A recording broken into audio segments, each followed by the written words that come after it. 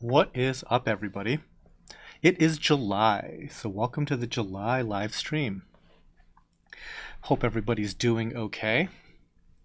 We are just chilling out here. Obviously, the 10-minute rundown to make sure that all the audio and video is working out correctly. This should be a 4K live stream. It took me a little bit of time to figure out how to do that exactly. But I think that the past couple of them we've done correctly, and yeah, it should be pretty good. Having a high resolution stream really does help because for whatever reason, the YouTube publishing of one of these live streams tends to be really potato in quality. And starting with a much higher quality streaming source tends to help out a lot. So that's the hope anyways. Okay, just gonna rearrange my screen just a little bit. Hopefully everybody's having a good weekend so far.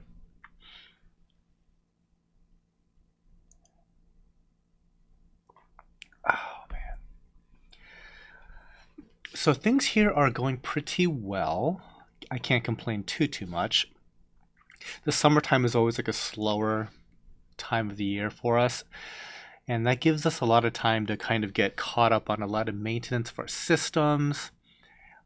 Usually I get caught up in some kind of summertime project that may or may not be related to the aquariums at all.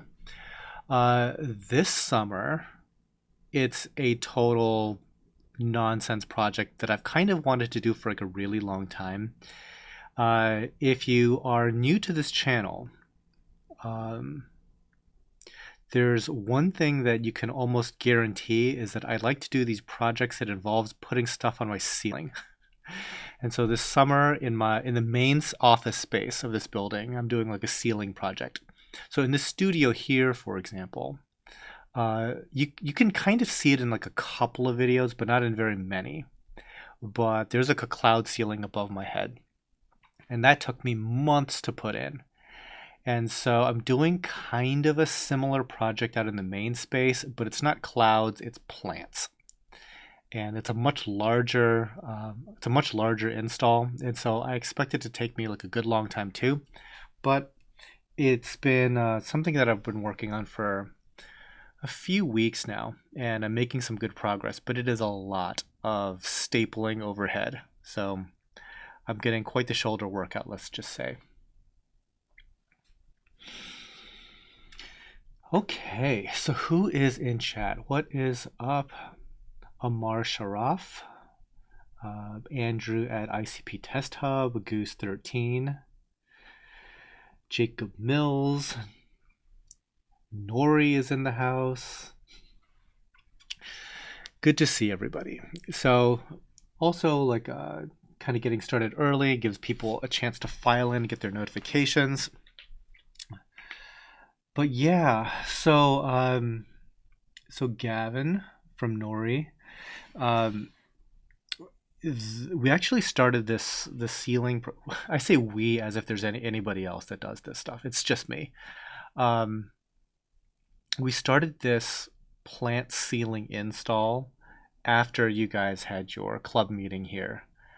I didn't want it to look like a total like war zone in here, like a construction zone from when you guys were having your club visit. So it started pretty much the next day, and it's been stapler hell. I affectionately call it stapler hell. And there's like a little rolling scaffold system that I have that I call my mobile office. It's already looking really good, so I'm very happy with it. But it is a big install. One day you guys will see it, I'm sure. And the thing is, though, on this channel, anyways, we tend to not focus a lot on the stuff that's too detached from the reef aquarium hobby.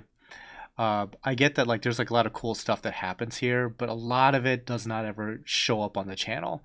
And if it does show up on the channel, it's going to be like really niche. Like we don't really show it off much. For example, the studio here has that cloud ceiling, and the podcast studio is in the studio, but the way that we framed even the podcast studio, you don't see the ceiling.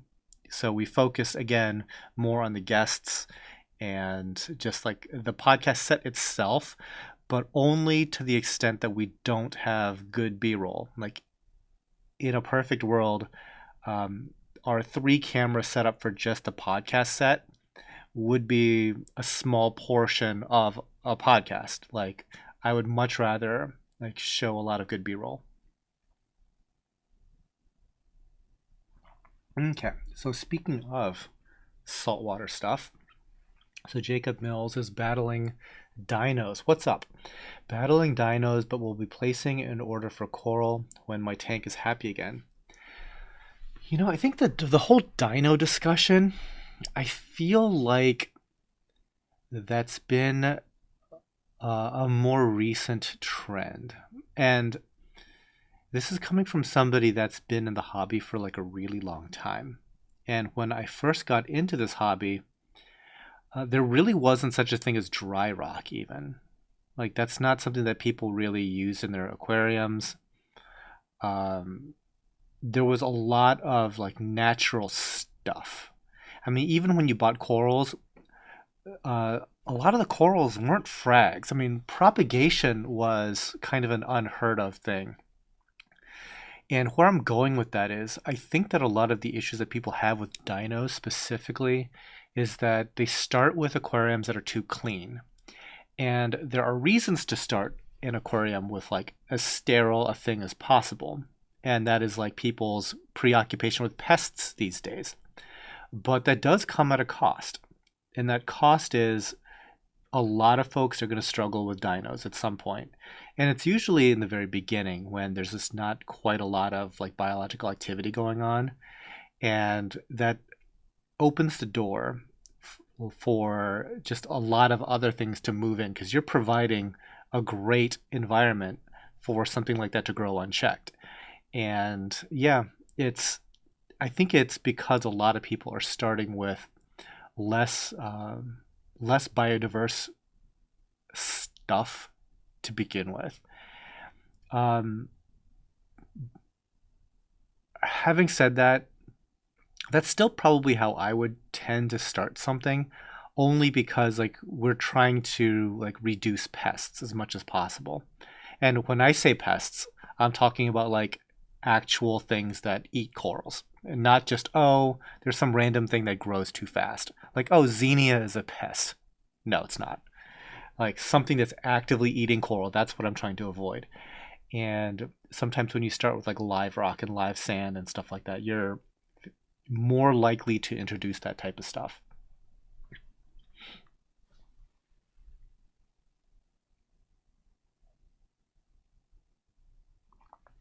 Oh man. So yeah, Jacob is saying also my tank runs clean, nutrients drop to 0. I have a tried at NP and now dose phosphates and nitrates according. Yeah, that was never an issue in the early days. There was never such a thing as too clean. In fact, people didn't really test for even phosphate. And honestly, phosphate is probably of limited concern for somebody that's not keeping SPS. Like most things are going to grow pretty darn well regardless of the phosphate level, but it's really just that top and coloration that you're looking for in certain acropora. That's where like phosphate really plays like the biggest role. But if you have it bottomed out to 0, that's going to be a problem like Jacob is having with dinos. And dinos are not fun to deal with. Like if you've ever actually had to try to eradicate something like that, it can be a challenge once it gets a foothold.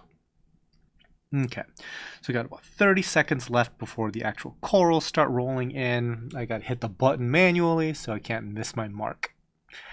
I should also, once I make this little transition here, I should also say my thank you to these sponsors. So there is that going on.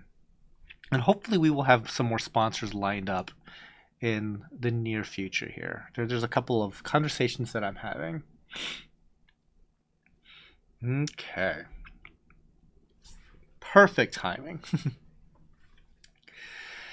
So, real quick in chat before I get to my thank yous, can you let me know if you're able to see a 4K broadcast? That would be really helpful.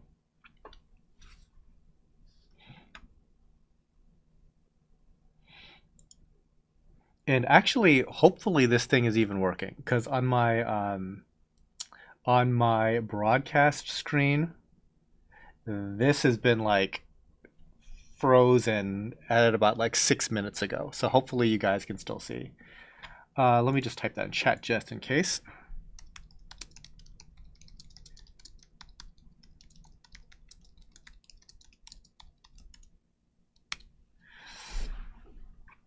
Because it is frozen on my browser.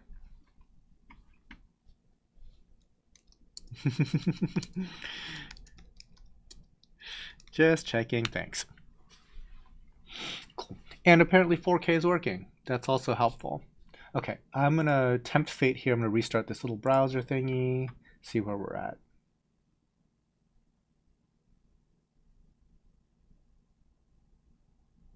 Okay, yeah, it just got a little hiccup in my browser. That's always a scare. It's always a scare. It's like, okay, hopefully I'm still broadcasting. Oh boy. I can never tell. So I failed to mention, like earlier this morning, I was like, oh, I wonder if we're even gonna have a live show, because I get this notification on my phone. It's like, oh, by the way, it's from the cable company's app, and the app is like, yeah, we have like a mass outage in your whole area. We hope to get it repaired by 3:30 in the afternoon. And I'm like, oh, that's great. I'm supposed to go live at 1 p.m. We'll see how this goes. Luckily, they got it back up and running, but the entire rest of this time, I'm like wondering, well, should I expect just an internet outage entirely? Because that could totally happen. Okay, real quick. So Giannis K, I see your comment. I'll get to you. We're in right in a second, but I have to quickly say my thank yous. Okay. So first off, thank you to the only corporate sponsor of Tidal Gardens currently. That is Polyp Lab. Thank you guys so much. They were actually the very first guest that I've ever even had on the podcast. So thank you so much. And on the Patreon side, thank you to Elaine Martinassi, Alan Jackson, Ann Lewis, Brandy Camp, Chuck Admire, Clarence Johnson, Greg Zimmerman, Harkins Aquatics, ICP Test Hub, who was in chat earlier. Thank you. Jordan Marty, Keith Singer, Lisa Clow, Lacry Fine Art, Lynn Holt, Miss Mandy, Puddle Aquatics, Reef Theory, Ryan Baker, Scott Williams, Skylar Korn, Sue Hemmons, Thomas Tarrant, and Tim Garner. And on the YouTube side, the YouTube membership, thank you Renee Newman, Mark Baumgartner, William Heitz, Carlos Fernandez, Steven13, Mike Downey, Keith Holland, Terry Kuhn, and Herb777. And there's two more, Justin Harden and Ohio Ventures. So thank you all so much for supporting the Tidal Gardens channel. Okay. Giannis, will 0.1 to 0.2 parts per million of phosphate hurt the health and or coloration of hardier SPS like stylos and montes? Very unlikely for that to make any difference whatsoever. We've had crazy high phosphates here before, and we really haven't noticed that kind of issue with most corals. Certainly not things like stylos and stuff. And by crazy high, I mean 10 times as high as that. The only place that I notice it, it's going to be on the coloration of like certain like Acropora tenuises and things like that. So for example, like home wreckers. If you're familiar with like a home wrecker Acropora, in higher phosphate environments, it tends to look just more greenish. And it's only when you kind of for the lack of a better word, starve it out. You start to get some more like the purple highlights and like the fuchsia and stuff like that going on.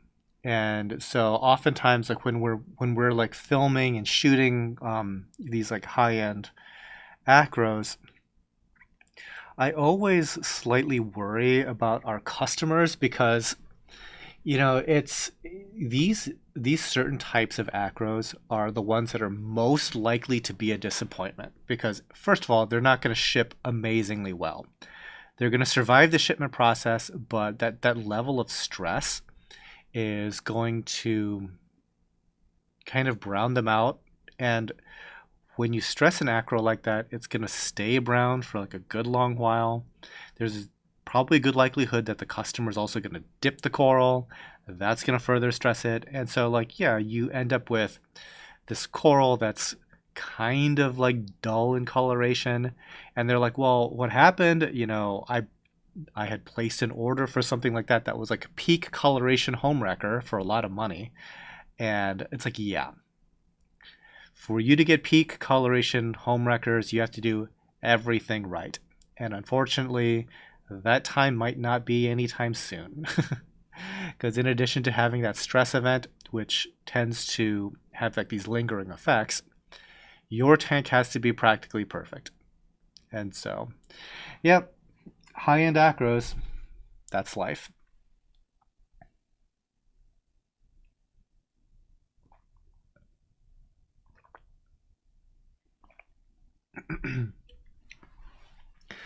So, Arbor Press. Tanks that rock high blues 24/7 and ultra neon colored corals look fake and unrealistic.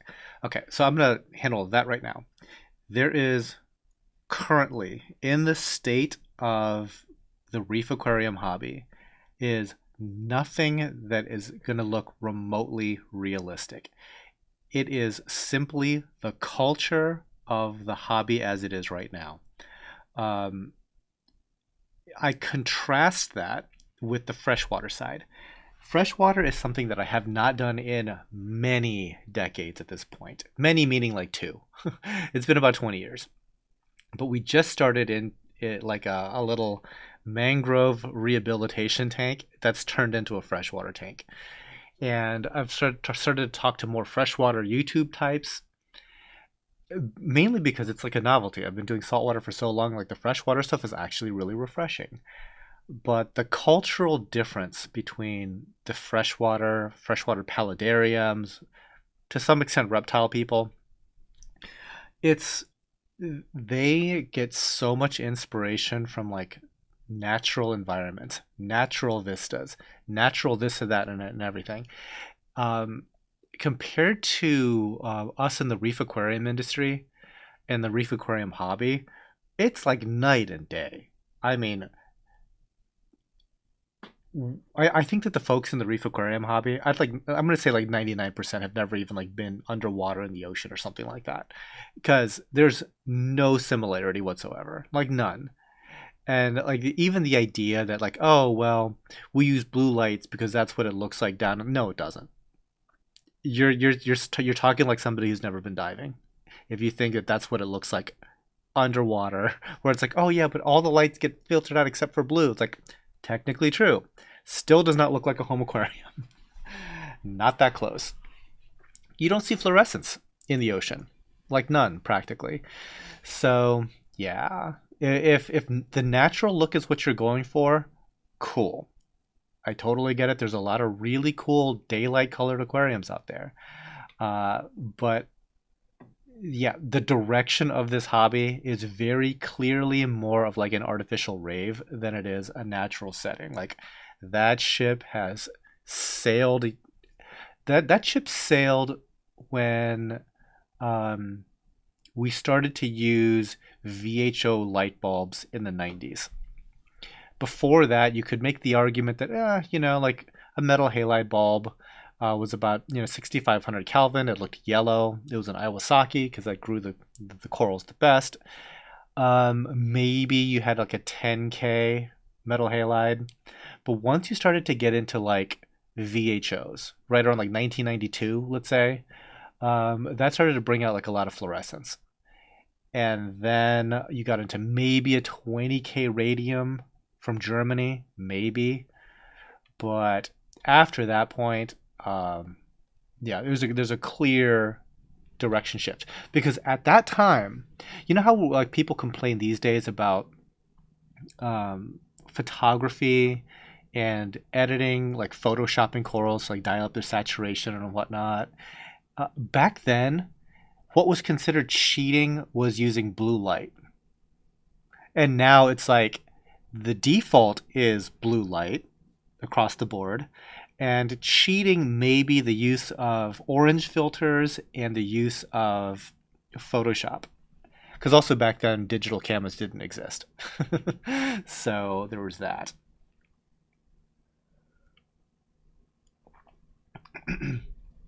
Who knows? Maybe there will be a trend towards more natural stuff. But also, having been somebody that's actually been underwater in the ocean, the natural reefs, a lot of them don't look very nice. Most people do not want their home aquariums to look like a natural reef.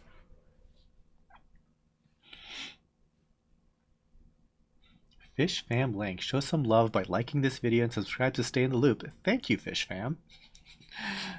Appreciate it. Okay, moving on. That was a nice little rant about lighting. And the thing, and to be perfectly honest, I literally don't have a dog in that fight. I I enjoy the full spectrum, let's just say. I enjoy it all. Uh, Giannis, do you recommend thawing frozen food and removing the liquid? Some people say the liquid feeds the corals. Thanks for all you do for the hobby. Okay, so this is a recent take on my part. For the last 30 years, I fed the liquids to the corals. And you can look back at my coral feeding videos and stuff like that. We always use the cloudy supernate to feed the corals. Um, we have recently started to rinse frozen food. And the reason why is kind of in service more to the fish. It was the weirdest thing. I had Elliot from Marine Collectors over, and he was talking about how it was important to rinse the stuff for the sake of the fish. I'm like, yeah, but that's coral food. You're like you're wasting it, right? But it was really, really curious that when I started to rinse the food, certain fish that were finicky eaters specifically that would ignore frozen food until I started to rinse it. So for instance, we have this Achilles tang, and for a good year, it hadn't touched any of the frozen food that we fed. It would exclusively eat algae from like nori and from pellets. It would nip on rocks and stuff like that, but it would ignore our frozen food. I started to like thoroughly rinse, and sure enough, it started to eat frozen again. I'm like, okay, well, the fish don't buy into the BS nonsense that we make up for ourselves. So when our pets start to act a certain way, that's like day night difference. It's like, okay, clearly, at least that fish, the benefits are showing for rinsing it. Now, the other thing about feeding coral, it's like, why am I feeding coral exactly? Am I trying to spur on growth, or am I just trying to get it to survive? Because if I'm just trying to get it to survive, that's a very good argument. If I'm trying to make it grow, that's generally not a problem that I have. Obviously, certain corals I would like to have it grow faster. Things like glitter bomb gonnies, amazeball gonnies, certain slower growing favia and favites, more favia than favites, obviously. Certain things like that. I would like the tiniest minority of corals to grow faster because a certain Diaceras, things like that. But there's a huge swath of corals here that are literally growing faster than we can sell it. Certain chalices and things like that. We don't need to be feeding those to make them grow faster. Like, chill out, right? So, in the service of the fish and also making it easier on filtration, we started to rinse our food. And especially for the filtration aspect.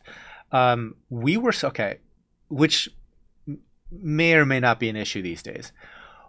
One of the things that we were struggling with earlier was with at the time, it was our two biggest systems, or about 2,500 gallons. And we had undersized protein skimmers, and we could not get our nitrate and phosphate down. We just could not do it. We did more water changes, we did more GFO and all that stuff. And I'm thinking that we probably overstripped the water of like good stuff and still didn't strip out the water of the stuff that we were really looking to strip it out. And so we were, I mean, this is probably like a terrible mistake, but we were trying to feed less, which is never really a great answer. Uh, so eventually we scaled up our filtration system to like commercial skimmers that are actually designed to handle 4,000 gallons rather than just 2,500. We installed filter socks, and after that, like the nutrient level just super dropped. But just in case, I would still like to, control our nutrient input to give our herbivores and stuff like that a better chance at controlling algae, which they've done like spectacularly well. Um, I would, in a perfect world, like to feed more stuff like nori for our herbivores, and just straight up not ever have to like worry about nutrient levels. And if rinsing our frozen food helps towards that goal, I'm on board. Aquariums down under. Ooh, caught the stream early. Welcome, welcome. Unicorn vomit. Yeah, yeah. Rainbow barf. That's the industry right now. Which, you know what? No judgy, but there's very few things in life where you get to see that type of like radiant coloration. So if that's the trend for right now, that's fine. I'm down with it.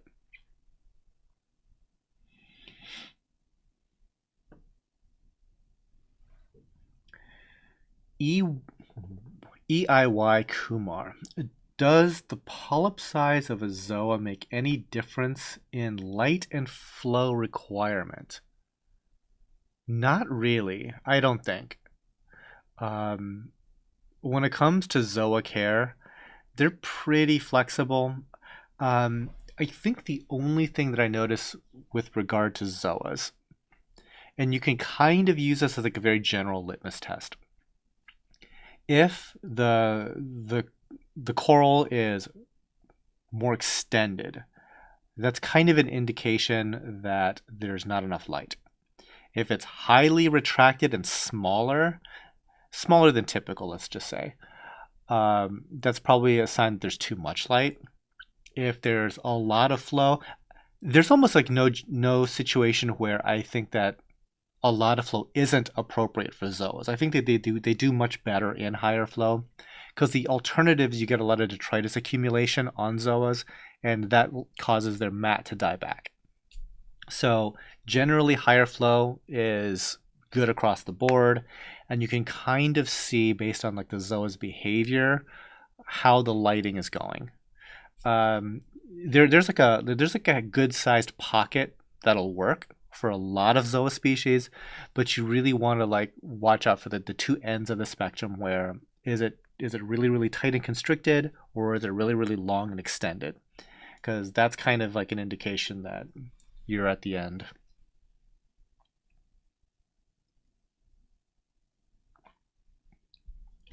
Victor Mancia, how long does it take for a plate coral to split? Rainbow Diaceras buyer. Okay, plate corals aren't really gonna split so much. You have to break them apart or cut them. In the case of a rainbow Diaceras, we usually we usually wait a little while, maybe a few months even, and then we try to cut them through the mouth.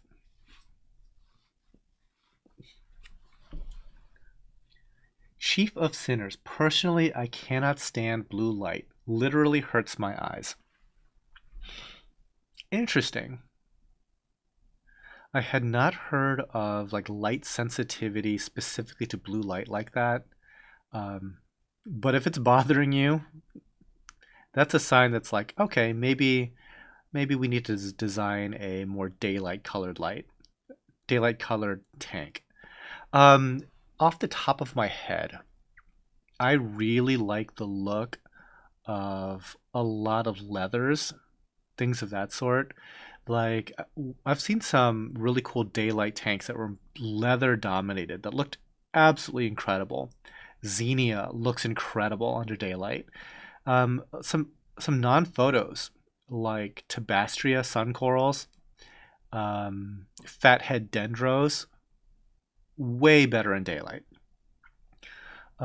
Certain mushrooms actually look really, really good in daylight. Like things like Precordia florida, if you can find them these days, they're mostly dead. Um, Going back to like the natural reef's not doing well. Yeah, there's a reason why it's hard to find Precordia florida right now. Just saying. Most of them in the ocean are not alive. Um, Trying to think of like other things that look really good in daylight coloration. Clams, I think, look really, really cool.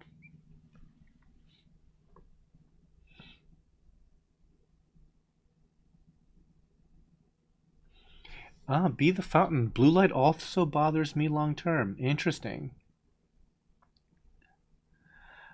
Fishy Fins, waiting for a Raja Rampage. We have so many Raja Rampage, it's not even funny. We have like sombrero sized pieces of Raja Rampage. Do they have a reaching sting? No, not really. I want to place it with my peaceful Ganies when the time comes. The only thing that you have to watch out for with any type of chalice is you don't want it touching any neighboring corals. But as far as sweeper tentacles, not so much.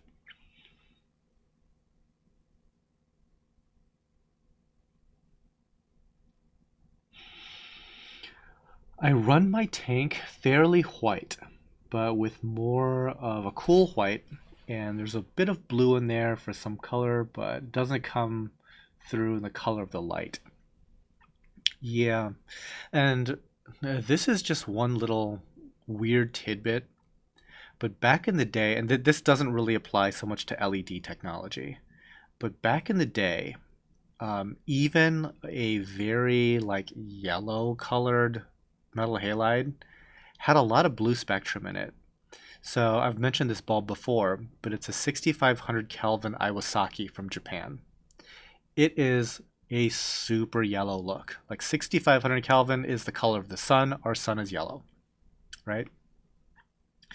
Um, very yellow. But when you actually hit it with like a spectrometer, the blue peak, and it's not even so much a blue peak, it's like this huge swath of like lighting spectrum in that area. Um, it was more than like dedicated actinic bulbs. So actinic bulbs at the time were like a lot of actinic and very little of everything else. Whereas like the 6500 Kelvin Iwasaki was a lot of everything, including blue. But there's so much of every other spectrum that you would never look at that and be like, oh yeah, that's that. There's blue in that. It looks super yellow. But now that we have LEDs, the math does not work out in that same way. It turns out that a white LED is actually a blue LED with a special phosphor to make it glow white. And that was kind of one of the big advancements in the last, like, I don't know, 5, 10 years, was the development of the blue LEDs, because to have that higher energy state LED, that opens the door for you to have white LEDs. Very backwards in that way. So yeah, so I guess like when people say like, oh, I run my LEDs whiter, you're kind of getting that opposite effect of what it used to be back in the day. You're in a way providing less light versus blue. It's very strange.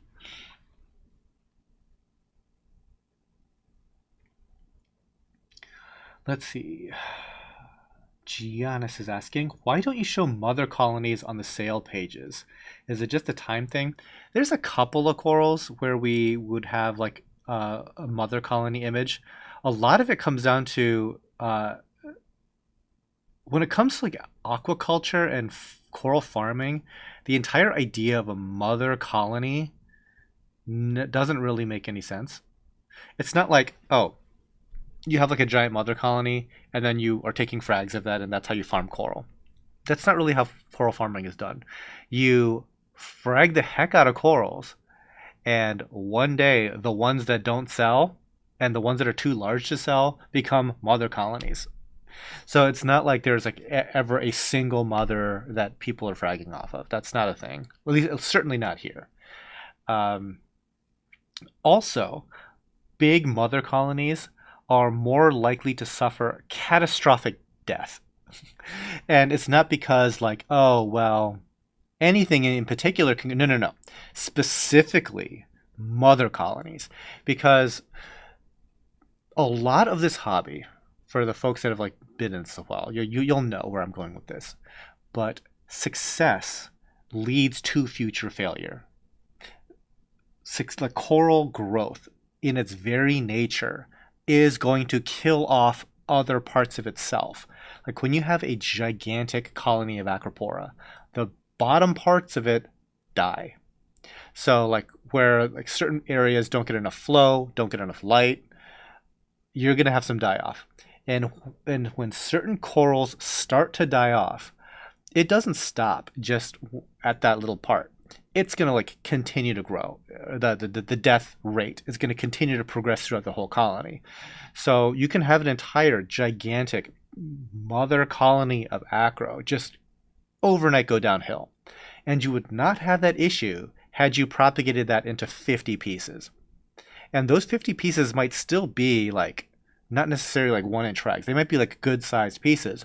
But because you've opened up like the surface area for both light and for flow, you're much less likely for a colony collapse. And even if one of those propagated pieces crashes, that crash does not spread to all the remaining 49 pieces. So that is in a nutshell why you don't see a lot of photography of like a full colony, because the only time that we're going to have like a full colony of something is if something got incredibly neglected to the point where, oh, that's a big piece, let's shoot that. Or it's like certain corals grow so fast that we can't sell them fast enough, and it is better from like a space management perspective to keep it as a single colony rather than cutting it up and having it take up more space in our farm.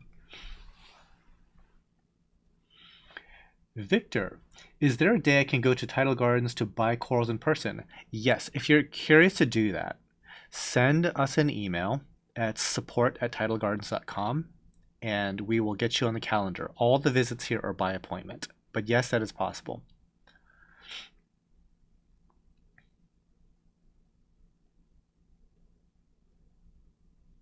Things with blue color seem to look good in daylight. I would say certain corals that are blue. Um, Trying to think of like blue clove polyps. A lot of soft corals tend to look good. There's just there's really not a lot of blue corals. There's like an Idaho grape Monty. That's kind of like a bluish purple. Idaho Oregon tort, the Acropora, that looks really really good in daylight as well. Queen Blah of Ghosting. Oh my goodness, I love your channel. Thank you. Appreciate it. Mark M. VHO actinic lights were dope. Very purple, yes, but they were good.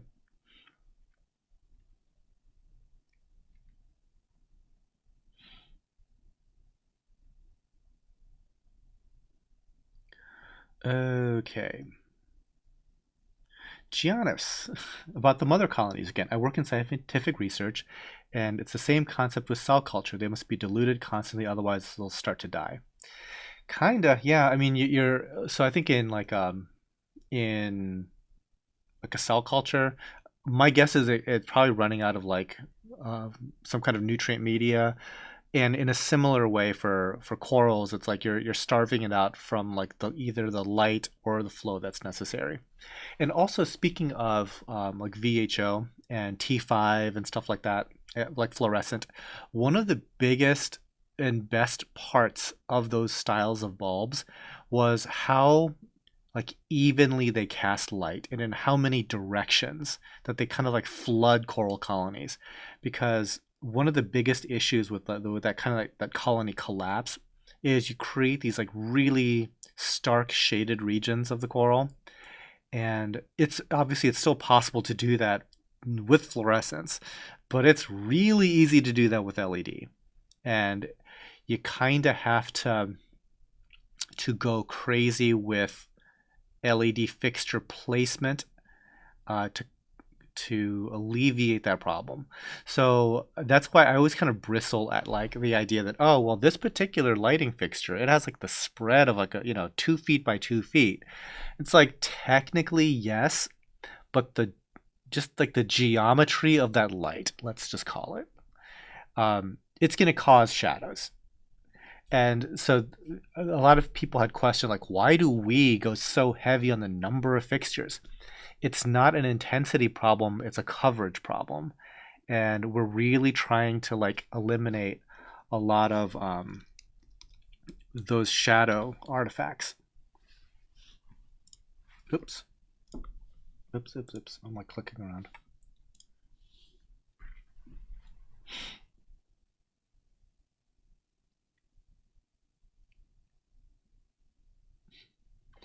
Taylor Plumber, totally worth it. I got to go and it was amazing. Thank you.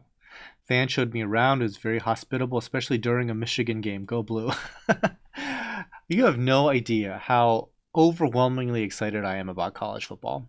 And my team, the Michigan Wolverines, the reigning national champion Michigan Wolverines, are probably not going to be nearly as good this year because I think like 20 players got drafted into the NFL or something. But you know what? I'm still riding the high of that. I just want college football again. Thanks. Yes, American hand egg.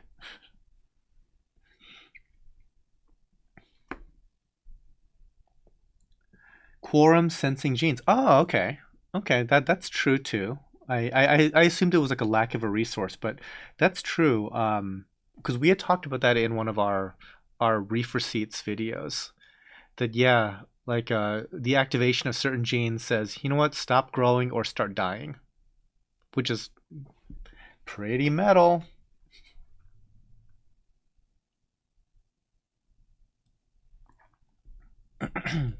Okay, Taylor Hawkins. What is your number one advice for polyp extension on torch corals? I'll give you a twofer because I can't think of just one off the top of my head. The first one is make sure that the coral is healthy, specifically that nothing is eating the coral. Like make sure that there's not some crazy nudibranch or a crazy fish that is bothering that coral.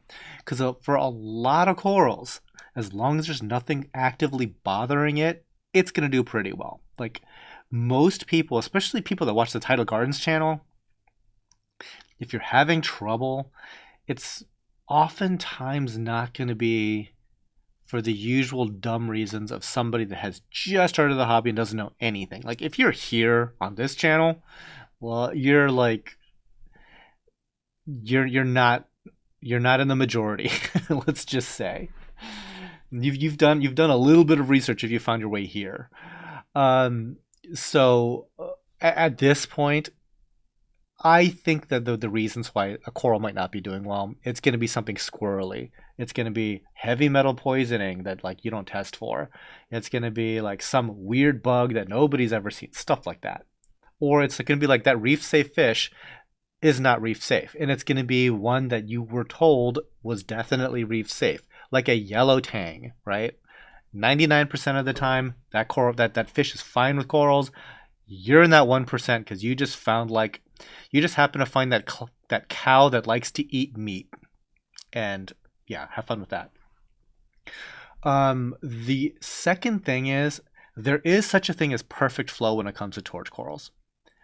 And you've probably seen it in certain aquariums where it just has that like shampoo commercial like hair wisping thing going on.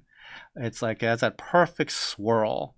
And yeah, flow matters a lot for that sort of thing. You don't want to overdo the flow, but you wanted to get it enough going where it's looking like a Pantene commercial.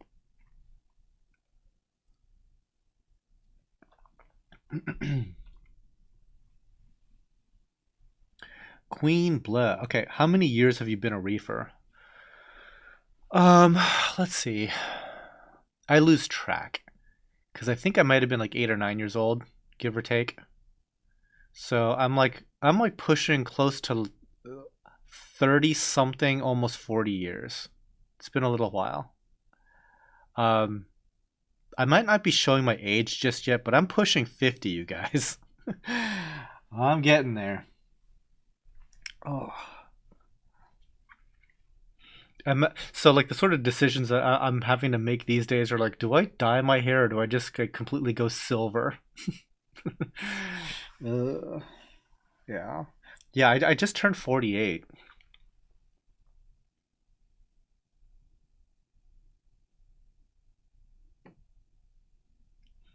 I'm curious as to why there are so few bright corals compared to other colors. Is that true? Considering how close yellow is to green. Well, certainly green is the most popular, or the most popular. It's probably the most common as far as coloration. But yellow, I suppose, yeah. I guess you're right. I was just thinking, like, is yellow that uncommon? Yeah, it is. I knew it was something egg. Yeah, American hand egg. Football. It's like it's the naming of that sport is so funny to me because it's like the people that do the most with their feet are practically like pariahs on their team. They're like, are you really a football player if you're a punter or a kicker? Are you really? Do your teammates think that you're a real player? I'm not just being a hater. It's like I'm pretty sure that like the quarterback does not respect the punter.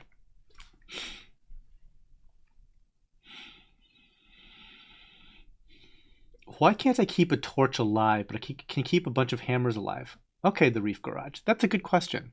So for the longest time, torches were euphilia, and so were hammers and frog spawn. I think in 2016, give or take, they got they got their own genus, Fimbriophilia. So the hammers and frog spawn got kicked out, and only the euphilia remained in the torches. And there might be some more jostling. Who knows? I mean, like coral nomenclature changes all the time. Have fun with labeling, right? But here's kind of where it made a pretty big difference because a lot of people had noticed that torch corals do kind of fight a little bit with those other two. You can keep them together, but you can definitely tell they're fighting. And torch corals are absolutely more sensitive than the other two. Absolutely more. So you might have like more issues with like collapse due to bacteria. Um, I think that they're more of a delicacy to flatworms, these like big giant euphilia eating flatworms, than the other two. There could be a number of different issues why you might be having trouble with torches, but generally across the board, torches are more difficult in just about every way.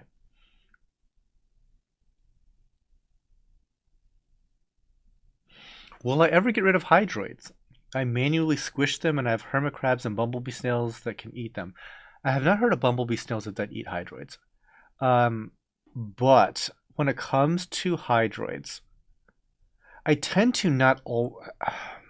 This is one of those like since I don't have a problem with it, I don't have like a lot of thoughts on it. Um, I really think that your best bet might be physical removal. That might be toothbrush and a siphon, tweezers. What is like the things that you use like to pluck eyebrows, like that sort of like tweezer. Um, it might be a lot of elbow grease. Hopefully, you don't have like a 500-gallon aquarium or something like that. Um, yeah, maybe you can try. like a tuxedo urchin. But even then, I'm pretty sure that like we have tuxedo urchins that can completely clean bare a rock. And if I look at the right angle, the entire rock is hairy because it has hydroids. So maybe that's not the right answer.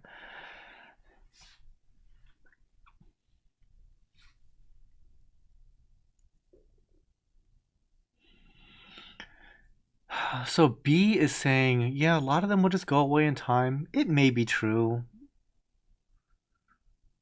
Once coralline is growing, they outcompete the hydroids. That's interesting. So maybe I'm doing a disservice by having more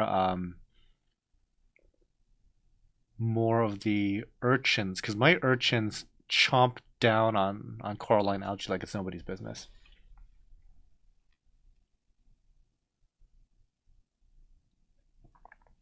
Mm. Okay. What is more difficult for a beginner-ish hobbyist, a bally green slimer or a gold torch? They're probably similar in difficulty, but they're difficult for different reasons. Um, I think that if you were already on the path of going towards an SPS tank, specifically an acropora tank, I think calling it an SPS tank is a misnomer. It's really an acropora tank because most other SPS, they're going to be fine in whatever. But specifically an acropora tank, like you were already planning on more intense lighting. You were already planning on more aggressive flow. You were already planning on like multi stages of handling calcium, alkalinity, and magnesium supplementation. All of that is in place, right? You're already thinking about like low nitrate and low phosphate. Um, a Bali green slimer is going to be pretty flippin' easy. It, yeah. Um, but if you were looking more towards like what I guess like a standard mixed reef is, um, I don't know. Torches can be really tricky because here's like the worst kept secret when it comes to like torch corals. They're just expensive because you guys like them a lot. They are in no way, shape, or form rare. They literally show up on every wholesaler's price list every week. There isn't a single wholesaler. You can't find a wholesaler that doesn't have gold torches, guys. Like every single one of them has it in quantity. They will sell you as many as you want. Okay, they're just really expensive. Where am I going with that? All of this is wild stuff. All of it is wild caught. There's very, very few people that are aquaculturing gold torches and things of that sort. Very few. Most of them might be hobbyists. More likely, they're a hobbyist that has a wholesale connection where they're able to buy, maybe like their local fish store will hook them up, like, oh, I'll buy this for you, something like that, right? But the general supply of torches is not aquacultured, it is wild. And a lot of the stuff that's coming in from the wild is highly susceptible to dying from a bacterial infection. So in that way, I think that that the torch is more likely to be problematic for you. Because I'm pretty sure nobody's going to be messing with like a wild caught green slimer. Partially because a green slimer coming from the wild is going to be a lot more expensive than a captive propagated one. Um, yeah, yeah.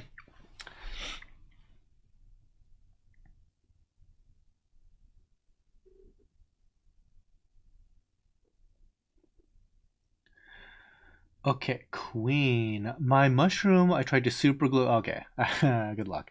But it didn't stick. Now the mushroom is somewhere stuck in the crevices of reef rock. Welcome to mushroom coral care.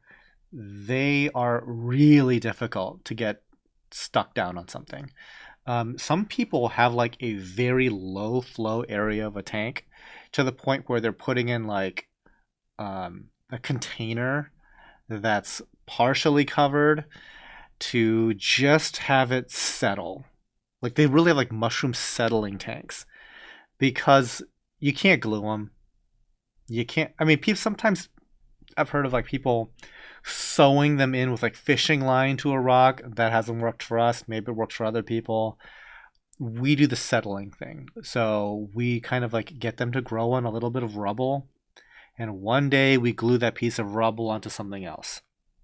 But they're really good at letting go. Goose, what is the easiest way to remove aluminum from a tank other than water changes? You might try one of like the media. What is it called? Like a chemical filtration media. What's the Julian Sprung product, you guys? Chemazorb or something like that.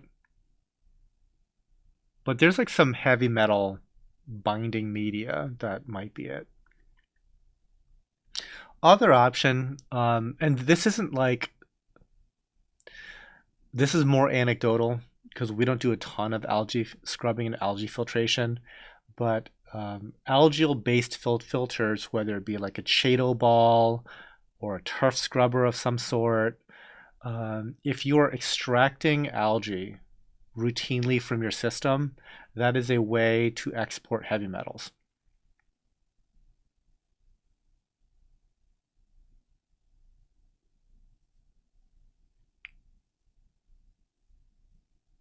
B, a mushroom is technically an anemone. Technically not, but it behaves the same way. More like that. Mushrooms are corallimorphs. Okay, Purigen, zeolite, Cooperzorb. Okay, yeah. So trying something along those lines could be helpful. But if you have like a Chaeto ball going, yeah, that could do it. Hair algae will suck up aluminum. Yeah, and you know what? Here's the thing: hair algae is like super easy to grow. Just like run it, like run water over like a screen. It'll grow hair algae. You take it, you scrape off the hair algae. You do that for a few months, it'll probably work.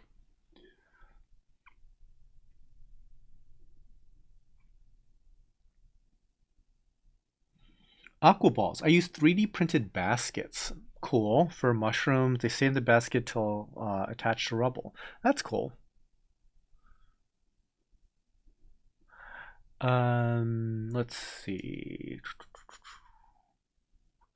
The reef garage. UV actually work? Sure, if you do it right. So there's a formula. There's a formula. It's basically a function of the intensity of the UV. You have to make sure that your UV is actually the right spectrum of like UVB and UVC to have like the sterilization aspect to it. But you need to make sure that you have enough flow rate through the UV to filter the volume of water that you have. So for example, if you have a tiny UV on a really big tank, you will never run enough water through that thing to get the job done. Because the flow rate through the UV has to be slow enough that you're having that, for lack of a better word, like killing effect of UV. So for instance, if you just wanted to like clarify the water, you can run water through it more aggressively than if you were looking to kill pathogens. I think that like to kill pathogens, it has to be like 4 times slower. So 1/4 the flow rate or something like that of just like the baseline effective UV rate. And so in order to do that with like a bigger and bigger and bigger aquarium, is you need to have a larger and larger and larger UV setup. So for instance, like we run like an 80 watt UV on 2,500 gallons. Is that going to kill pathogens? Yeah, probably not. Probably not. I think our flow rate, we're just using it as like a general clarifier. Like the best system that I've ever seen, and this is not something that like a hobbyist will ever deal with. It's made by my friend Raj at MRC. It's actually a chamber in your sump that has like bulbs that are vertical, and it's made custom for the size of your system, for the flow rate that's going through your entire sump. It's not a separate container that it's not a separate, like, UV tube that you're sending water into or anything like that. It's like a forest of UV bulbs in like a sump chamber. And why do I like that? Is because maintenance is super easy. Like those bulbs come right up and out, and you can swap them out, you can put them right back in. The controller is remote and weather sealed. It's super nice. And again, it is sized appropriately to your system. I think one of the biggest problems that people have with UV is it's not a checkbox where it says UV, I have it, check. No, it has to be sized and it has to be implemented in order to be effective. And then on top of that, those UV bulbs, they don't last that long. It's like 6 months. And if you don't stay up on your UV bulb replacement, you don't get the intensity that you need. So it's a mixed bag, but if you do it properly, yes, it does work.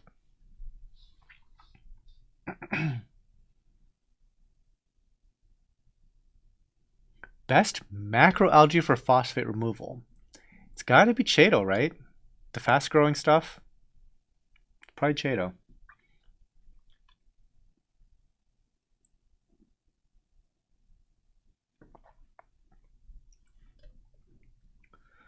Okay. Some people get lucky with mushrooms. I've got green mushrooms that say put. I have 3 anemones that have stayed put. Red mushrooms, no such luck. Been keeping a reef a long time. So yeah, the letting go part is tricky with mushrooms. And this is kind of like something that I wish that we were better with. A lot of our systems are kind of ill-suited, I think, for certain mushrooms. I wonder if like this isn't the flex that it sounds like, but I wonder if our systems are just too clean. We run pretty low on our nutrients on the nitrate phosphate, not super low, but low enough. And I am pretty aggressive about siphoning my tanks of detritus. And I'm wondering if our mushrooms would like that dirtier environment better. Because we have access to like the top tier of the baddest mushrooms you can possibly imagine, like those eclectuses and all that stuff. But they don't do well for us, and a lot of them come from Australia.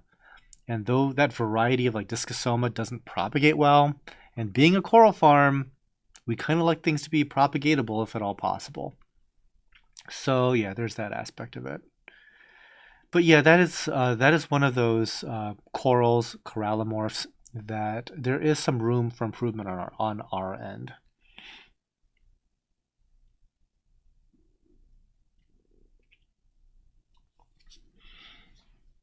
Kumar, if I do a 50% water change and reduce nitrate from 20 to 10, that's, by the way, on paper. If you do a 50% water change, your nitrate likely won't be halved in that way.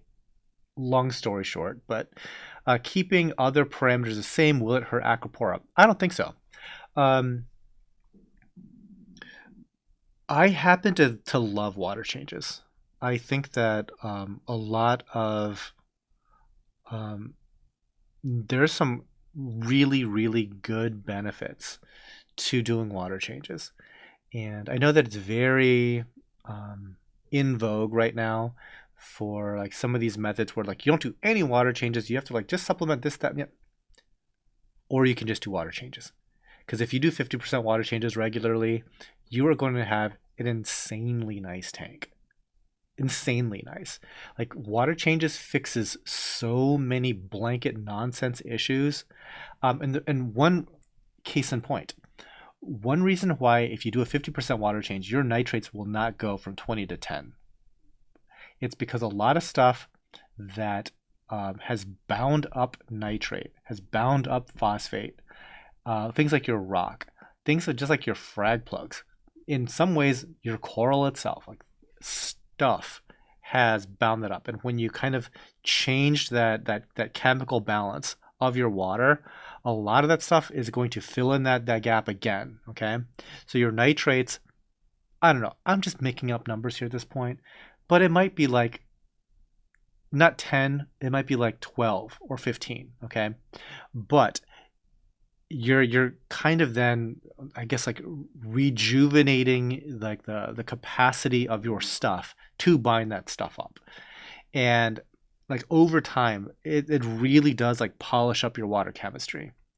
So I'm a really big fan. I wish we could do 50% water changes here, but we can't because even though we get a good deal on salt in massive volumes, it's still expensive. Like water is expensive. So we try to do our best when it comes to that. Yeah, Burner, you are wrong. Um, so you, there are multi-million dollar institutions that have the ability to implement any method imaginable when it comes to water chemistry. And the one constant with all of them is water changes. There is no premier coral aquaculture facility. There's no premier, and I'm talking like top end, not like rinky dink stuff. No premier like public aquarium that doesn't do insanely large quantities of water changes, and there's a good reason for that.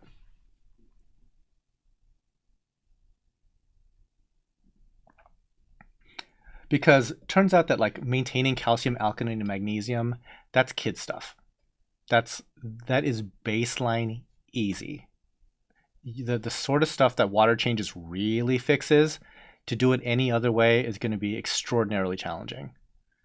Like, for example, heavy metal poisoning, which, especially in larger systems, is way more common than you might think, and the cause for a lot of issues that are going to be really mysterious. Because the sort of equipment that we run, it is, even when you use your capital as best you can to prevent this, it is a matter of time before just your equipment breaks down. And like the larger and more complex your system is, the more likely that it's going to go unnoticed. So it could be as simple as like a feeding magnet. Like you have a whole bunch of like algae clips, and you use magnets. You don't use like suction cups, right? Um, because suction cups don't work. Um, but just like your pumps, I mean, we use like really expensive pumps here, like the German stuff, right? But not all of them are. Like a lot of them are just are hobby grade stuff, and those do break down. Um, and it doesn't take a lot to poison your tank. And somebody was asking before, it's like, what other thing other than a water change can suck that up? Well, you use chemical filtration media, and when you're trying to do that type of removal on thousands of gallons, because on the industrial level, there's no system that's less than 1,000 gallons. Like our smallest system is 1,000 gallons, and those were installed 20 years ago. Like all of our newer systems that are actually of any real size, I think that the biggest one is like 3,000 gallons, but there's like certain and we're retail though. Like there's wholesale facilities that, what is 30 times, okay, how many, do some quick math here. Some quick math. Our favorite local wholesaler, their systems are, if I had to guess, their systems are 12,000 gallons each. each. So once, some random product that you probably have in your aquarium that they're using, once one of those things goes bad, now they've got to chemically treat somehow a 12,000 gallon system. Yeah, good luck with that. I don't think that two little fishies could supply them with enough whatever absorbing thing, like in it, like pallets of it. So no, you're going to be doing enormous water changes. Long story short.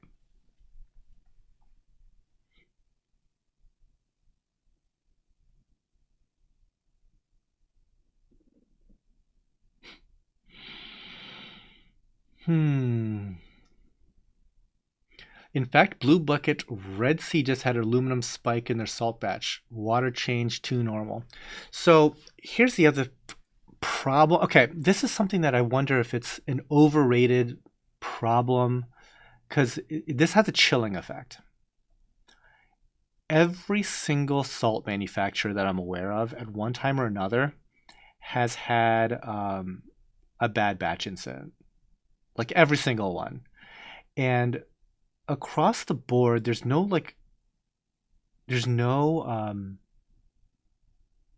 one way that salt is made. I think that Red Sea, does like they're actually taking like real reef salt and making their salt from that.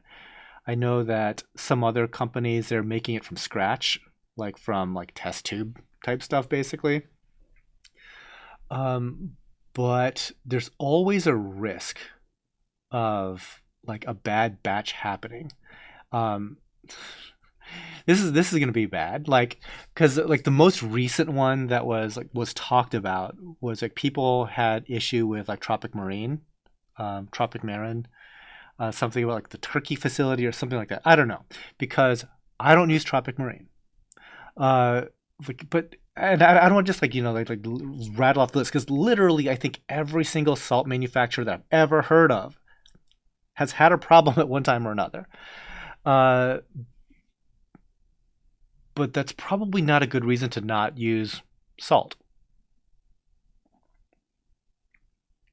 And I don't think that's like necessarily just disqualifying from any salt brand. So, what salt do I use? You might be wondering. Okay, so not sponsored, but we use reef crystals. Why do we use reef crystals? Because it is boring. And I am just looking for some consistently boring salt. All I want it to be is more or less the same thing. Hopefully, you don't have a bad batch.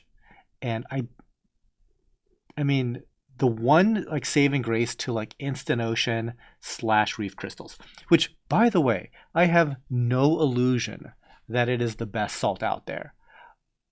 If you wanted to say like Julian Sprung's Accuracy, Tropic Marine, all these other salts, Fritz, whatever your favorite salt is, that they're all in some way, Red Sea, in some way, shape, or form better than Instant Ocean, you are probably right.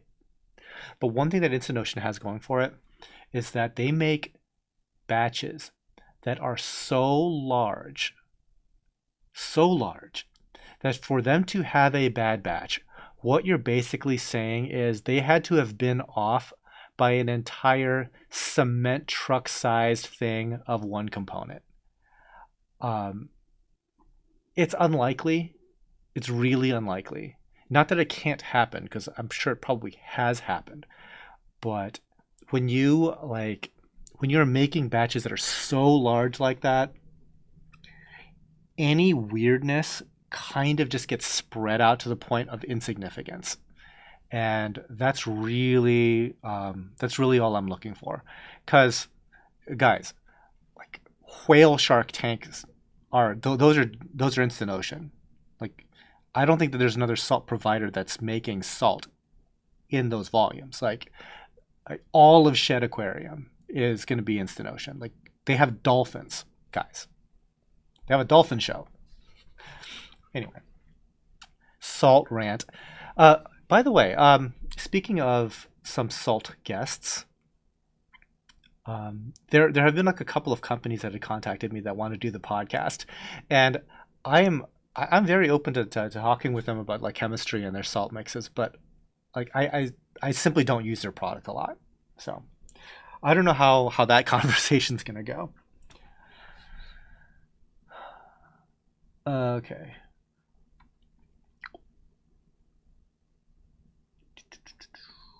What is your recommended mixed salt for display SPS dominant tropic marine? Okay, we just got into that. Um, you know what? Use whatever you feel the most comfortable with. I know that there's been people have had success with literally every salt that's out there. Go with whichever one that fits into your budget, that fits into your ethos, and whatever. Okay. I literally think they all work.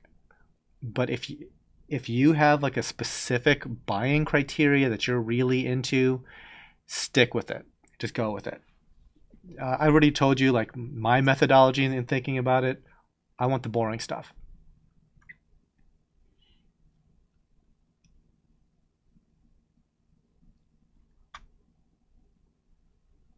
And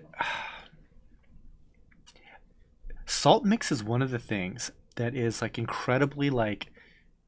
incredibly tribal when it comes to like brand loyalty, and I'll never fully understand it because yeah, there's like people that go to war over salts, and just a little like peek behind like the economic curtain of salt, but salt is a super low margin product. Like it doesn't feel fun when like, oh, like salt prices went up, oh my gosh, salt is so expensive. The profit margin on salt is probably the least attractive of any product in the entire industry. Literally selling anything else is more profitable.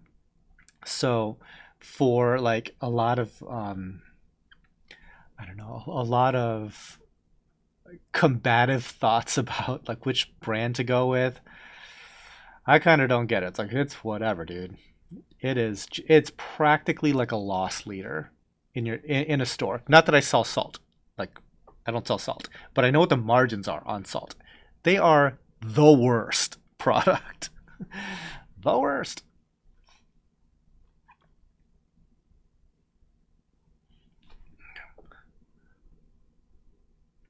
Okay. One thing to consider is that they're using so much salt that it probably spans multiple batches, so any issues probably gets muted. Yeah, the smaller your tank, the longer any batch issues are. Yeah, here's another thing, okay?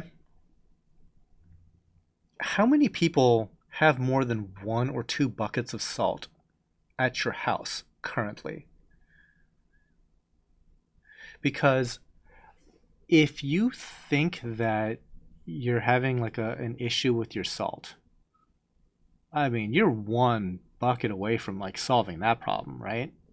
Just get another bucket of something else, and you're likely like bad batch over with.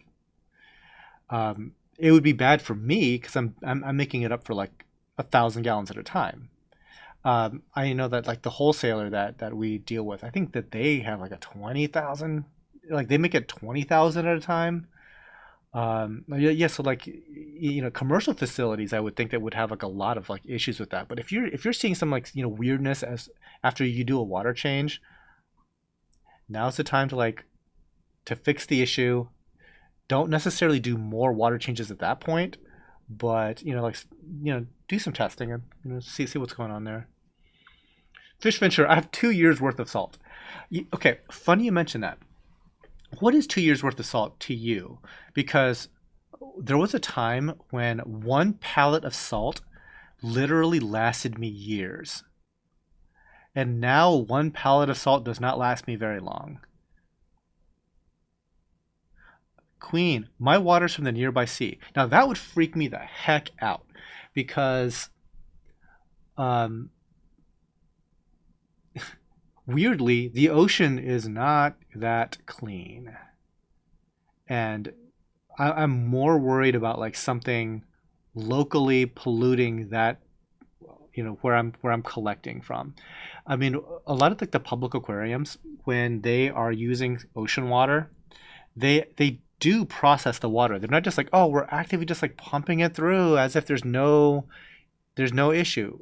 No, there's a huge issue. Um, I'm kind of like talking out of school here because I have not worked in public aquariums and whatnot, but there's like some serious treatment that goes on so that they're a not bringing in pathogens, and b not reintroducing um, basically pathogens and microfauna from other oceans into the local. So there's a lot that goes on there. So hopefully, I don't know, that you're doing something to pre-process your water, because that freaks me out. I have 5 boxes. I keep 3 to 5 boxes on hand. I have a 300, so doing a 30% one. Okay, cool, cool. 16 bags of 200-gallon. Okay.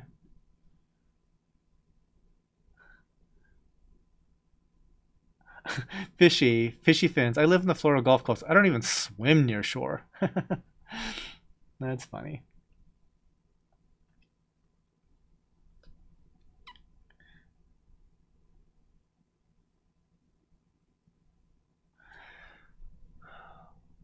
I have a 2,000-liter system and only stock 1 bucket of H2 ocean salt. The salt water is useless. They all do a decent job. Depends on what you prefer. Yeah, this is also why like I would be very hesitant to do like sponsorship work with salt brands, because we've been reached out before. We reached out to before. And like I said, it's very uncommon that there's ever going to be a problem. But this is like the third small slight benefit to using instant ocean / reef crystals is that they're so big they don't care what Tidal Garden says, right? The Georgia Aquarium doesn't watch my YouTube channel, right? Um, a smaller salt brand could be highly damaged by any interaction with me that goes sideways. And I'm not talking about me bad mouthing them online. It could literally be I took a sponsorship from company X. I later on switch salts. Say nothing bad about them. Just me switching salt after having had a sponsorship relationship now damages that sponsor. And it could just be a situation of, oh, that sponsorship lasted 12 months. Cool. And I'm using their product. It's whatever. And then for some reason, I switch. The implication there would be, well, Than does this at a professional level. There must be something wrong with that salt. Therefore, I will not use that salt. And that is me having said nothing other than changing an internal practice here. So that is why I'm like super duper duper careful of like not working with that, because it would probably help their brand during that sponsorship period, but it is not worth it when any slightest thing changes, as simple as like me using another product at any other time. Um, that could be very very damaging to that company. Instant Ocean, there's no risk of that. And by the way, not sponsored by Instant Ocean. Like they are just so big that it doesn't matter. I could trash their product and it probably wouldn't. Maybe I am a big enough influencer where it would like it would suck for their aquarium sales, but Shed Aquarium don't care. I guarantee you that. So there you go. Side benefit: lower drama, and lower drama is good considering how polarizing salt can be, literally and figuratively.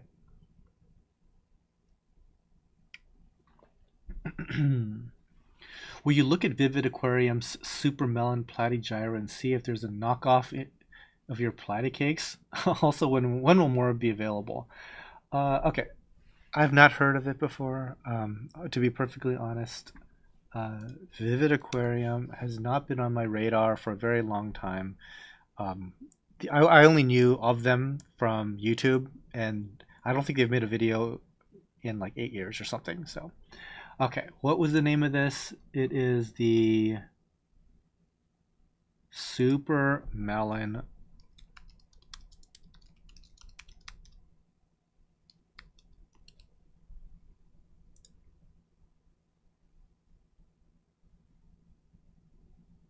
similar. It's always tough to tell if like something is the same coral or not, or if it's or if it's something that is similar. Because there's been many times where like we're buying something because I think it is something that we have that's like a high priced something or the other. Um, and for example, like a glitter bomb is like a glitter bomb Goniopora is like a perfect example. It's like, oh, sometimes I'll see like, is that a glitter bomb? And we'll buy it from like a wholesale list, thinking that maybe it is. We get it. It is green, but it's not a glitter bomb. And so if you like this particular thing on Vivid, go for it. Go crazy. Because it is more important that you like the coral than if it is a particular coral or not, in my opinion.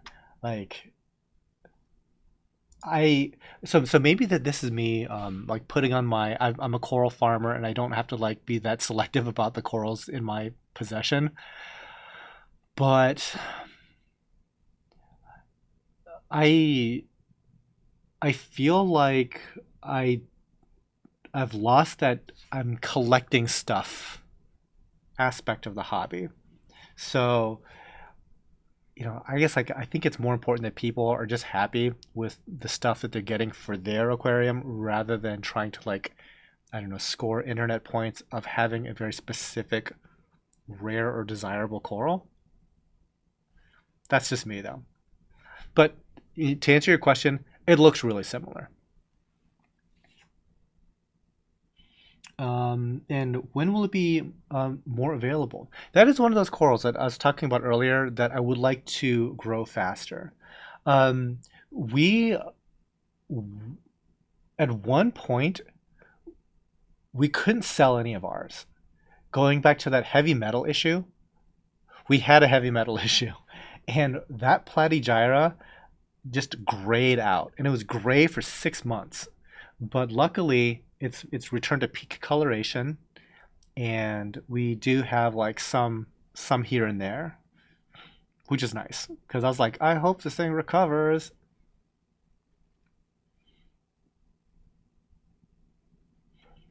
So B the fountain has a platycakes.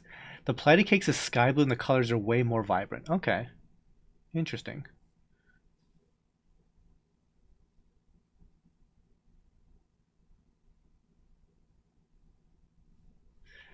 Natural saltwater rocks, the difference in the positive reactions in your animals versus corals is crazy. Animals and corals versus a mix is crazy. I have heard that, and I've seen certain public aquariums, like the Waikiki Aquarium in Hawaii, for example. They use natural seawater. Again, I think they're heavily processing it, but certain corals in their collection, at least when I saw the aquarium like many years ago, they were really impressive, and I wonder if that is just from like the quantity of like phytoplankton, zooplankton, and perhaps like like that bacteria that's available that corals eat. Because one thing that always blows me away by certain public aquariums is how well they keep certain non-photo tanks. Like they have Tabastria, and it looks like this forest. Not even a forest. It looks like every inch of rock is covered in bright yellow sun polyps. And almost exclusively, that is a thing I see in public aquariums and not in home aquariums. And I'm wondering if that is just from the ones that use natural seawater, or if it's ones that are feeding so heavily that they're able to tie it into filtration systems that are designed to keep millions of gallons. And that amount of feeding in a non-photo cell makes no difference whatsoever. So I am curious on that.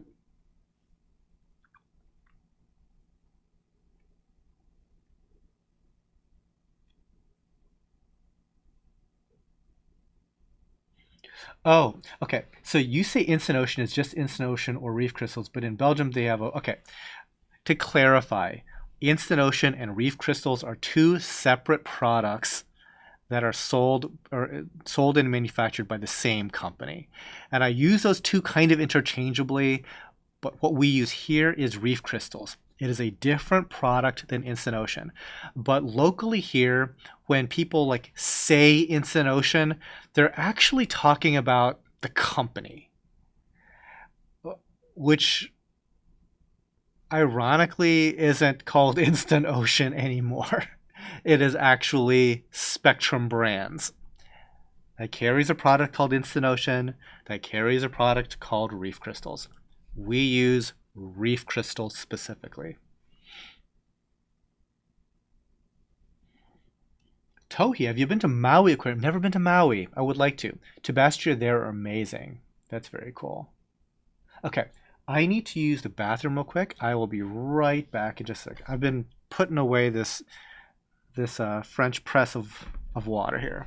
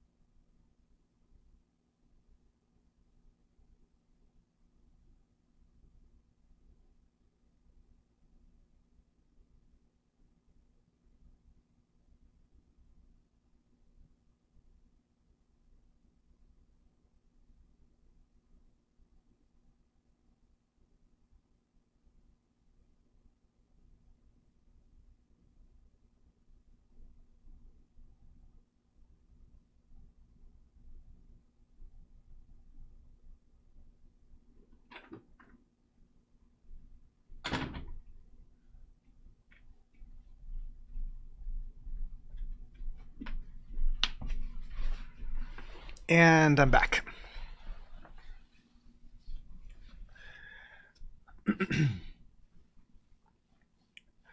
Ernie Wallace. Years ago, I used natural seawater. Polyp extension was really impressive after doing a water change. I do hear that. I do hear that. I, again, I worry so much about bringing in weird stuff, especially if it was like something near boats. Like boats and reef aquariums doesn't always mix.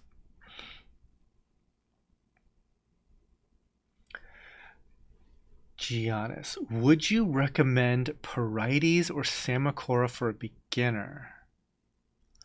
I've had success with hardy SPS like Pavona and Passalapora, looking for a nice branching SPS in the 100 to 200 par range. Um, sure. I don't know if like Porites or Samacora are going to be that much more difficult. Now, when you're talking about a branching Porites, um, okay, let's start with Samacora. Samacora, not a lot different than like Pavona or Passaplora in terms of care. They're going to be slower growing. Most of them are going to be encrusting. There are a couple of branching green Samacoras though. Porites, also largely an encrusting variety. However, the yellow ones do branch. The yellow ones tend to be more challenging in that they grow more slowly, they're more sensitive, and they need a lot of light to actually get to that canary yellow color. So they're going to be kind of like a dusky mustard color, almost greenish if you keep them in light that's too low. So too low, you're at that fringe at 200 par. Like I think that they could probably use quite a bit more par to really get canary yellow. All the other ones don't necessarily care as much about par levels, but they're not branching. They're all encrusting.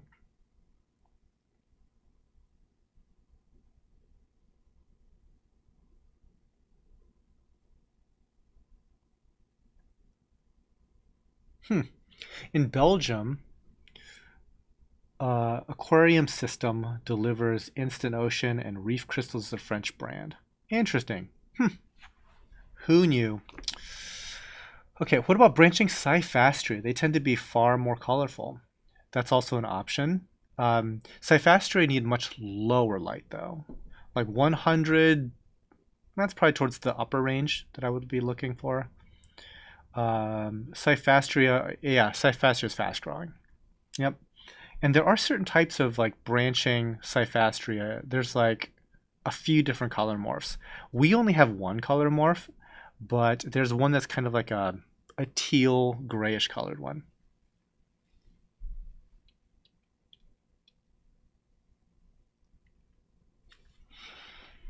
Tracy, any recommendations on starting a new frag tank on its own system, providing enough proper nutrients to the SPS?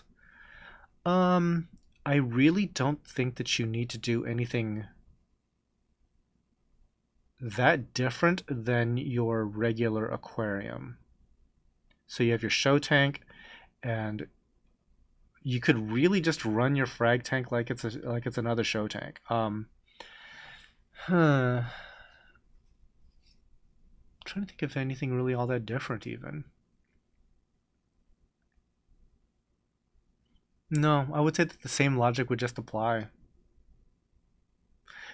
Some people plummet together into one single system to make it a little bit easier, but I think the only thing that I would really consider when you're kind of like putting together a frag tank is that there's certain things you can do in your show tank that is presumably larger, that might not work out in a smaller aquarium. Like certain fish that are doing a really really good job in your show tank suddenly like might be too small for a frag tank, that sort of thing.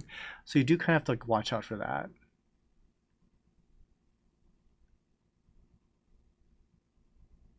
Huh. Interesting. Andrew G is asking, my LPS tank is 14 months old and starting to do well, except for Cyphastria. Have three types, two of them for a year, and they haven't grown at all. Any tips you can share?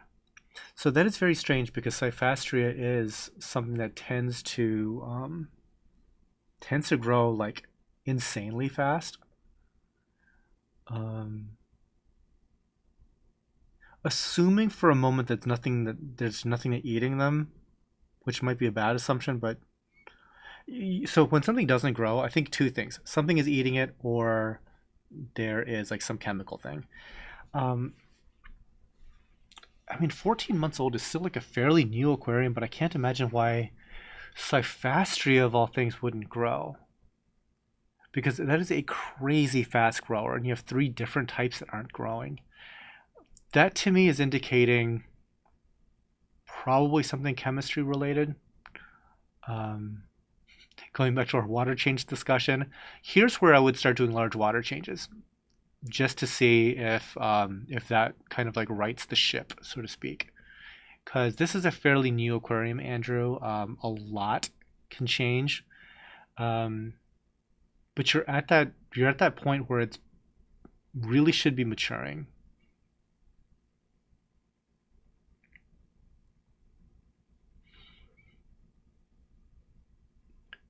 Giannis, thanks for the Parites Salmon info. Which Cyphastria do you sell as the branching one?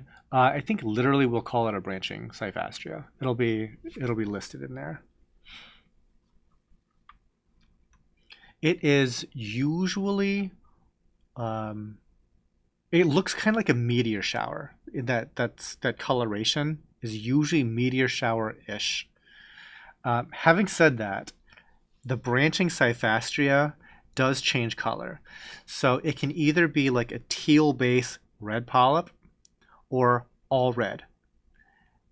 We have only ever had one type of branching Cyphastria, and it can change back and forth from those things. So it's been a very frustrating thing for us to like photograph and put online as like a thing for sale because their color is very inconsistent.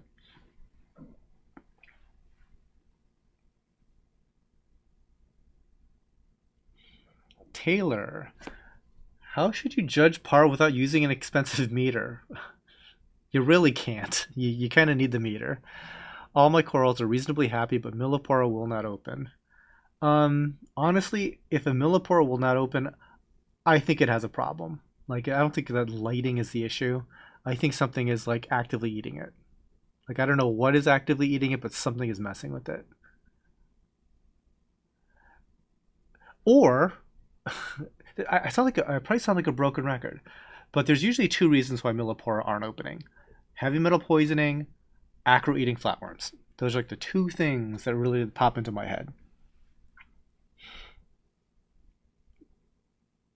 I mean, I guess like a distant third would be chemistry, but again, I think that most people have chemistry nailed down enough that Millipora should be extended. Uh, do you by chance have like a fish that could be bothering it?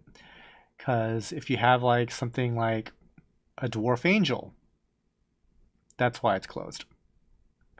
Even if you've never seen it pick on it, trust me, it's the dwarf angel. Like you have a flame or a coral beauty or potters, he's the problem. Um, but like assuming that you don't have like an obvious fish, it's probably flatworms, or it's check every magnet in your tank, all your pumps, all your feeding clips, all your um, algae scrapers, all of that. What about high phosphate? To me, high phosphate would be indicated more by coloration and less by extension. Because we've had extended corals in like very high phosphate water. But lighting, I don't think that would be necessarily where my mind would go, problem solving wise.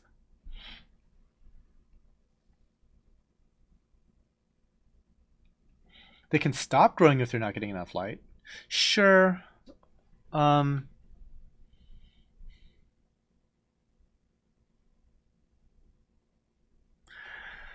Hard to tell without actually seeing a tank, because there's plenty of situations where an acro can still grow in suboptimal levels of light. They just might not take on great coloration in that light. Like growth and extension wouldn't be something that I would immediately diagnose from lighting intensity.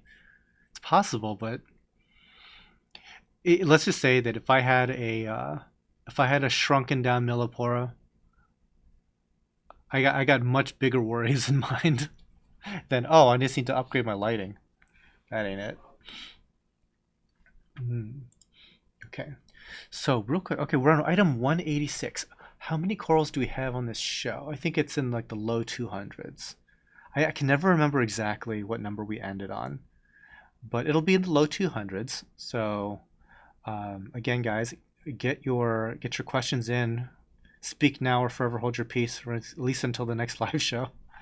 In the meantime, while you guys think to yourselves, I want to quickly say my thank yous once again.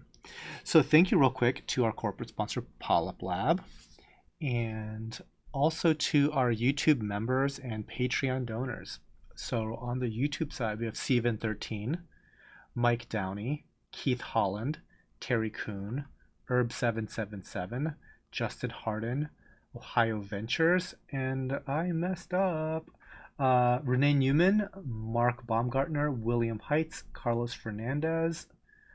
Did I say Steven13 already? I don't know, but thanks again.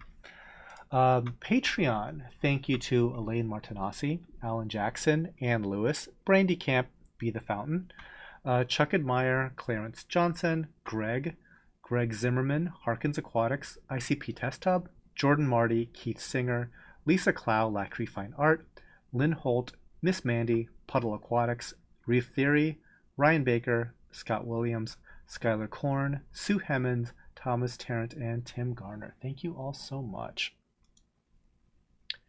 Seriously though, it helps a lot.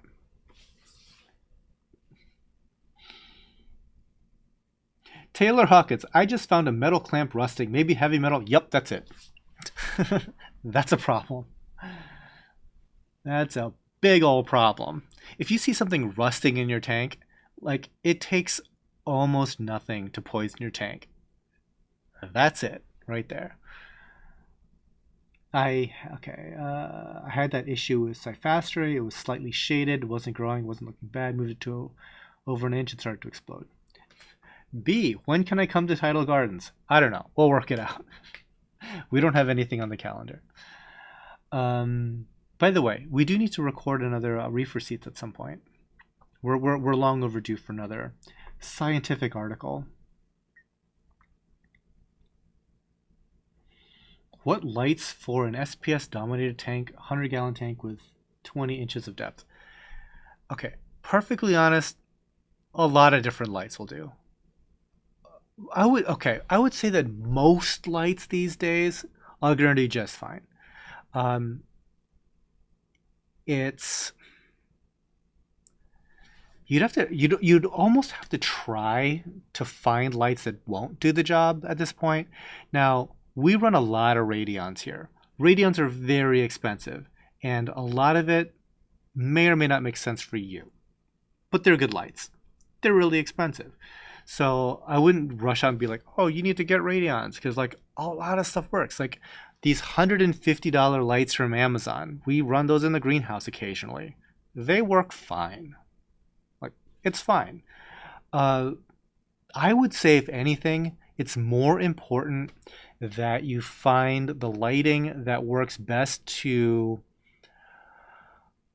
I guess, cover all the different angles. So to make sure that there's no like weird shading that goes on, because like you can have like the best light possible, and as long as it's hitting the coral perfectly, it's great. But the moment that you start getting shading and weirdness there, all of a sudden that perfect light is no good if you have like these really harsh shadowy areas. It's almost better to buy 3 crummy lights and just have them so that you don't have any shadowing. Like, I would much rather no shadowing than like perfect everything else. So that's why we go with like more radions than most people would ever find necessary over a certain tank. But also, like, a big selling feature for us is I want to be able to easily change the lighting on an entire system of tanks, which might be, guys, 10 lighting fixtures, very, very quickly and easily, because we do photography here, and the normal setting that we keep our corals under isn't very flattering when it comes to photography. So we change our lighting, shoot the photos, change it back.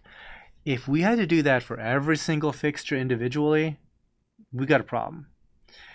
So like that is like a nice selling feature of certain lights. Now granted, like the Ecotech Radiant is not the only light that you can batch change like that. So there are other options out there. Certain companies are easier for us to deal with than others. That plays a part. Has nothing to do with the quality of the light. It's like certain companies which make very good lights are a pain to talk to. So I'm like, well, that's kind of like a disqualifying feature of that light. Obviously cost is going to be a thing, but as far as like, if you can find a good enough light that works in your budget, get a couple more of those, fix the dark areas. One thing that I did find weird, and I don't know what light it was, so I'm not gonna slander them on camera. But I went and saw somebody's aquarium, and they were like a high-end SPS collector. And it was the weirdest thing I've ever seen. And maybe this is me coming from like, oh, I'm in spoiled Radion land. But I don't have this person's collection of like high-end SPS. Let's just right off the bat say their collection of acros is better than my collection here. But my collection of acros under both daylight and under actinic, you can see an entire rainbow of colors. Even in daylight, like you can easily see that my SPS show tank, which is a little bit more daylighty than most people's like I mean, it's definitely blue, but it's more daylighty than a lot of other people's tanks. Very clearly see coloration, and when it goes into like its evening setting, that's when it's like, oh, it's like a fun rave, right? And in that fun rave setting, you can see color. This one guy's tank, the weirdest thing, it's all blue looking, and in all blue light, all the corals just looked blue. Like usually when I look at at corals under like full actinic, especially in all acro tank, that's when you see all the crazy colors, right? Nope, all blue. You only saw the crazy colors once you put on like orange filters. So when I'm like recommending like lights, maybe I'm spoiled.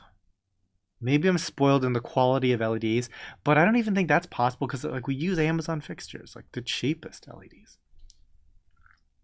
But yeah, that was a weird experience. I was like, I've never seen that before, where I'm literally looking at an entire collection of blue non-fluorescing acros that only take on different colors once I put on orange glasses. That was weird, weird.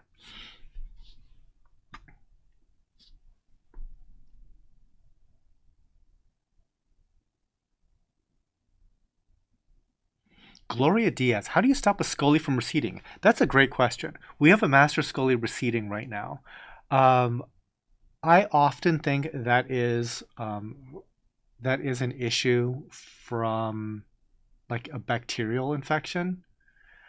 You might, and this is like the biggest asterisk, Gloria, you might have success dipping it in like an antiseptic dip with iodine, and also in something like Reef Primer. Like Reef Primer does have some antiseptic properties to it. Um, Usually, when a Scully starts receding, it does not end well. But that is like something that we're looking at over here as well, because we just got a really nice Master Scully, and it's starting to like look shady. Don't love that. So good luck, Gloria. Light coverage over light intensity. Exactly.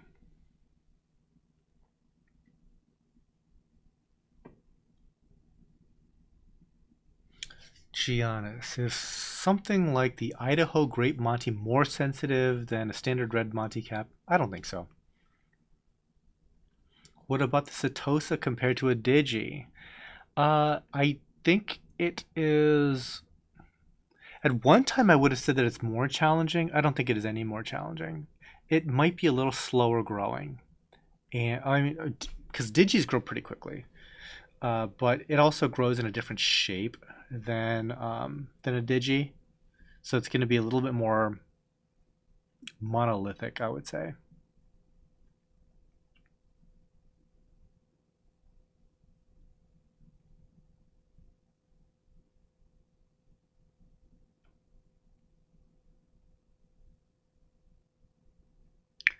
Anon Anon. What is an all around great LED that will bring out coral colors very well? I'm not super familiar with lighting variants. Like I said, they all do a pretty good job. They all do a pretty good job. Like towards like the upper price tiers, you're looking at like the Ecotech Radeon. I mean, if you want to get like really expensive, you can look at it's a light that we haven't tried yet, but that I would consider trying if I had like infinite money, would be like the ATI. What is their light called? The ATI, the flat paneled ATI. Brain. Sometimes, guys, it's just ice cream music up here.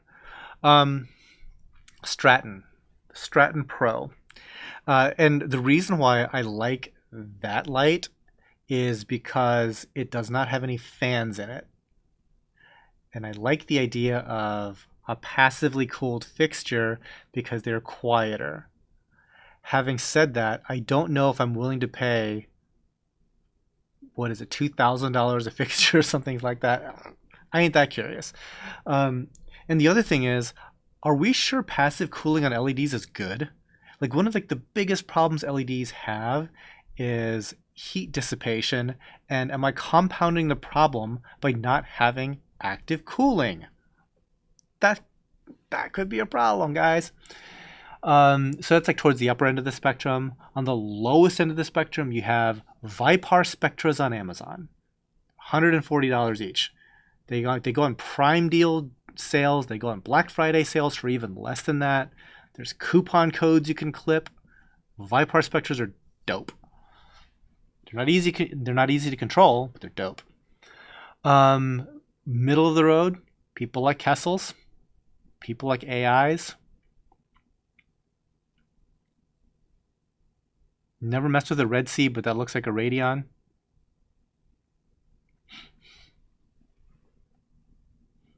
A lot of options. Goose. What would some good supplemental bars like blades be, but the cheaper option? I thought blades were the cheap option. We use Orphic bars.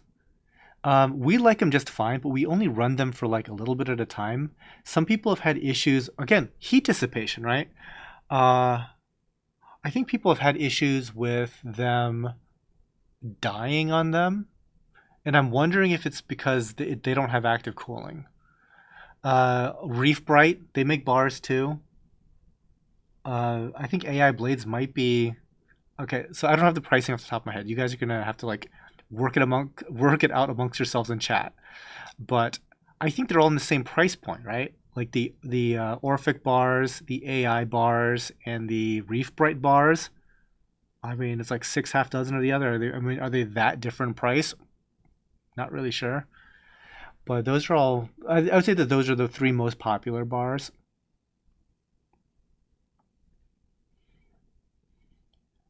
Eric is saying, Than, look into the Qantas Atlas. Just released. I have the first release in my frag farm.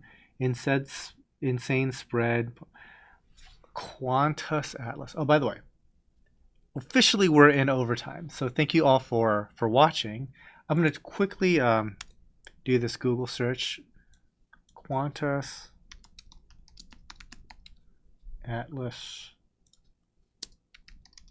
Because I've not heard of this before. Oh, it's a bar. Okay, dude. That looks exactly like it looks exactly like the Orphic. I don't know. Okay. Orphic is cheaper but doesn't have app control or timer in general. Yeah, that's true. At least mine don't. Maybe the newer ones do. Okay, guys. I'm actually starving, so I've got to go eat real quick. Again, thanks for hanging out. I will leave you guys with one little announcement. The other day, I got to hang out with another YouTuber, which is really cool.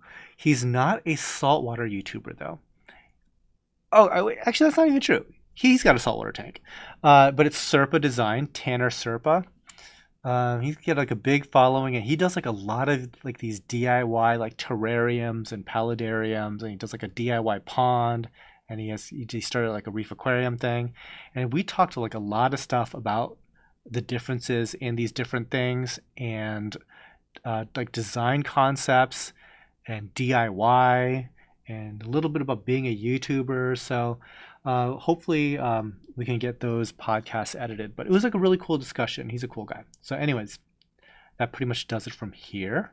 Thanks all for attending, and I will see you guys during the next show. Bye. And broadcast.